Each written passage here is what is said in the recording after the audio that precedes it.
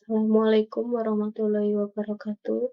Perkenalkan, nama saya Desi Diharnani, nomor NIM saya 2023106310111193, PPG Praja, PGSD 01 dari Universitas Muhammadiyah Malang. Di sini saya akan mempresentasikan dari modifikasi modul ajar PPL 1. Presentasi ini yaitu untuk memenuhi tugas ujian tengah semester 1 mata kuliah pemahaman tentang peserta didik dan pengajarannya. Yang pertama, pada modul ajar ini ada beberapa yang dimodifikasi untuk memenuhi kebutuhan peserta didik yang disesuaikan dengan perkembangan dan kebutuhan belajar serta lingkungan peserta didik secara mandiri. Hal-hal yang dimodifikasi yaitu pada modul ajar PPL 1 saya di SD Ngaglik 1 Kota Batu, yaitu modifikasi yang pertama yaitu di modul awal indikator pencapaian tujuan pembelajaran yang digunakan belum sesuai dengan ABCD.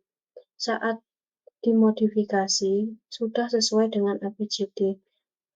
Yang modifikasi yang kedua yaitu selain indikator pencapaian tujuan pembelajaran, setiap pertemuan harus dipisahkan agar dapat mengetahui ketercapaian setiap indikator dalam setiap pertemuan.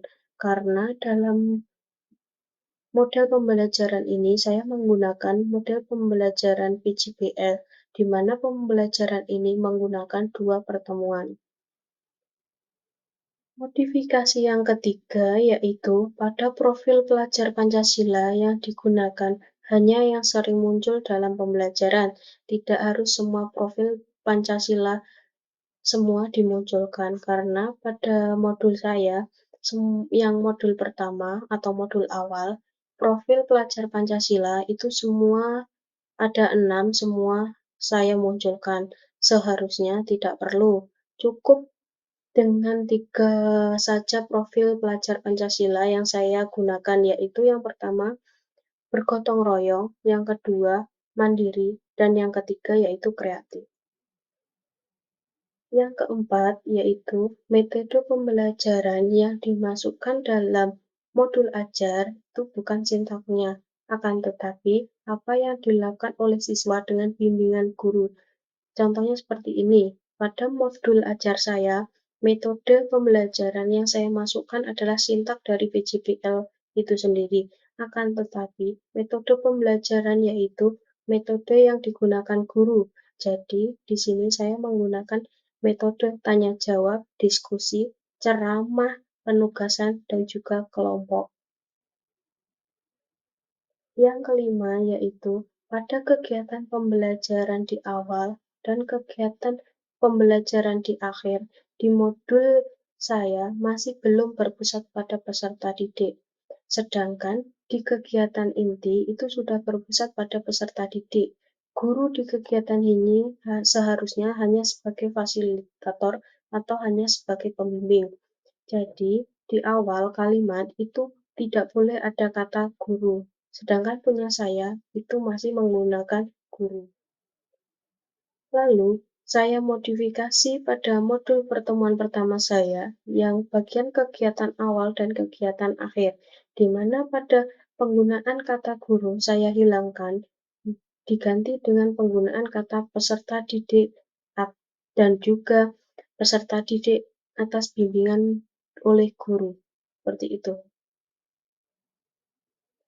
Pada modul pertemuan yang kedua, itu juga sama dengan pertemuan pertama, di mana masih menggunakan kata guru, seharusnya menggunakan kata peserta didik agar pembelajaran ini dapat berpusat dengan peserta didik.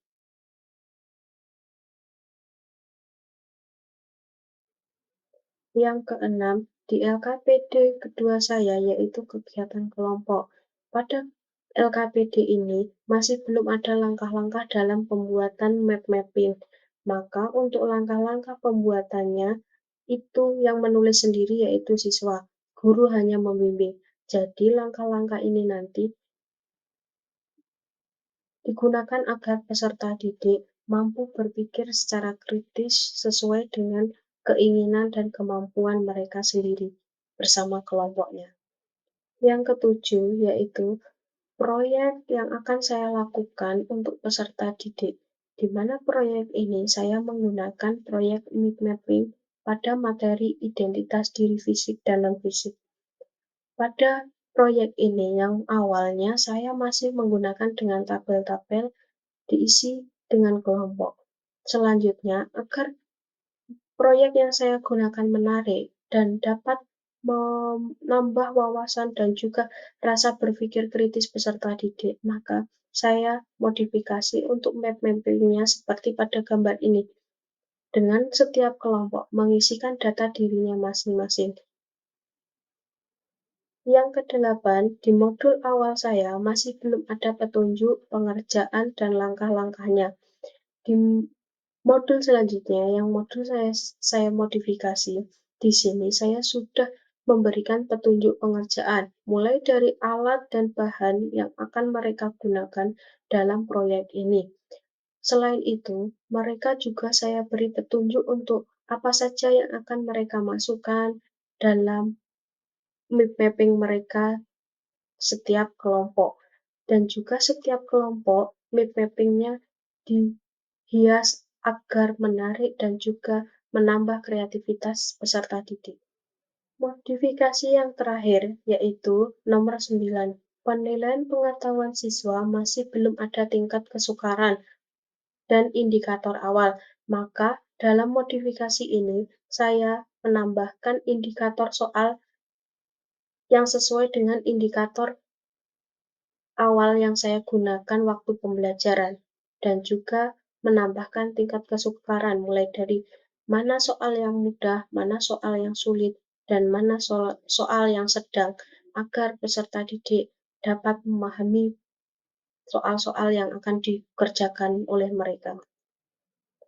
Cukup sekian apa yang bisa saya presentasikan hari ini. Terima kasih, mohon maaf apabila ada kesalahan dalam pengucapan saya. Saya mohon maaf yang sebesar-besarnya. Wassalamualaikum warahmatullahi wabarakatuh.